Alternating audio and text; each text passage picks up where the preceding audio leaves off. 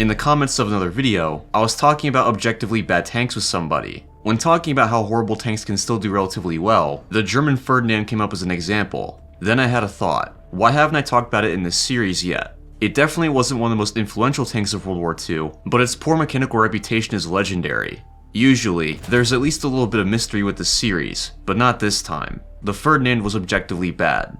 It does beg the question though, exactly how bad was it? And were crews able to work around its issues? To cover the Ferdinand's origins, we actually have to go back to a different program, the development of the Tiger I heavy tank. I already covered its overall development in the Tiger video, so I will mostly be focusing on Porsche's design. This is simplifying things quite a lot, but when designs were requested for a new heavy breakthrough tank, Henschel put forward a pretty conventional plan. Except for a few components like the suspension, it wasn't very different from what Germany was already fielding. For Ferdinand Porsche's design, the same cannot be said. It featured a novel petrol-electric drive system.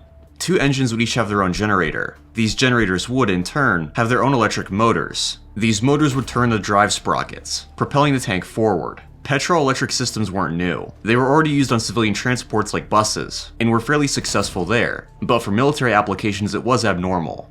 It may seem like a needlessly complex way to power a vehicle, but they did have some attractive features. Compared to conventional systems, they would be much more efficient with their power delivery. Not only would maneuverability be increased, but it would let the vehicle reverse at top speed.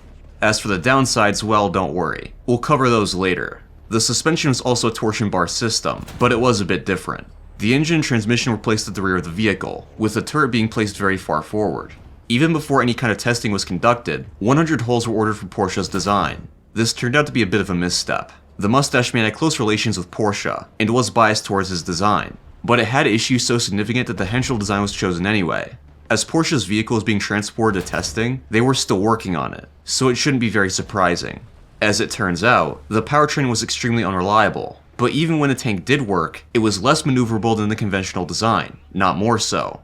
Henschel's design was also more mature, and much easier to produce, so the decision was pretty much a no-brainer. But as mentioned earlier, 100 holes had already been produced for Porsche's design. Too many materials and too much time had already been sunk into them, so throwing them away simply wasn't an option. The idea of using them to make self-propelled artillery guns was thrown around, but the mustache man had different plans in mind. He wanted to throw even more armor on them, give them a big anti-tank gun, and use them as sort of a breakthrough Sturmgeschütz.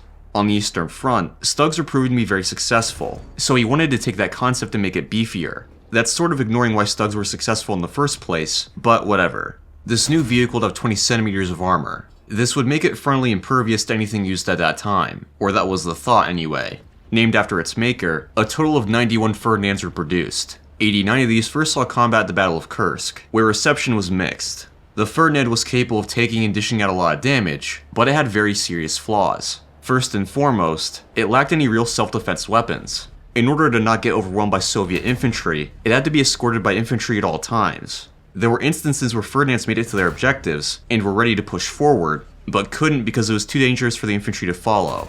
And while the frontal armor was basically impenetrable, the engine deck was extremely vulnerable. If the face of the superstructure was struck, the engines could be hit by shrapnel. As for the mechanical issues, these were by far the biggest weak point for the Ferdinand. The main issues were extreme overheating and dust ingestion. These often led to engine fires and excessive wear respectively. There was also excessive wear in both the electric motors and suspension. After 2 days of fighting at Kursk, it was reported that out of 51 Ferdinands taken out of action, 49 were due to mechanical failure. By the end of the battle, 19 were damaged beyond repair. Despite their abysmal mechanical performance, Ferdinands were apparently quite successful. Not only did they complete their objectives, but they apparently destroyed a good number of tanks. Though I suspect that the kill numbers are inflated. There aren't any official numbers, just figures gleaned from memoirs and such. The Ferdinand was improved slightly, and eventually renamed to Elefant, but Kursk was the only place that had a real impact.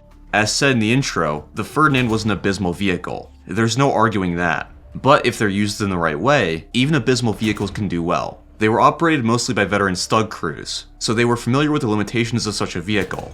Could they have done better with a good vehicle? Probably, but those holes had to be used somehow. Anyway, I hope you guys enjoyed the video, and I'll see you on the next one.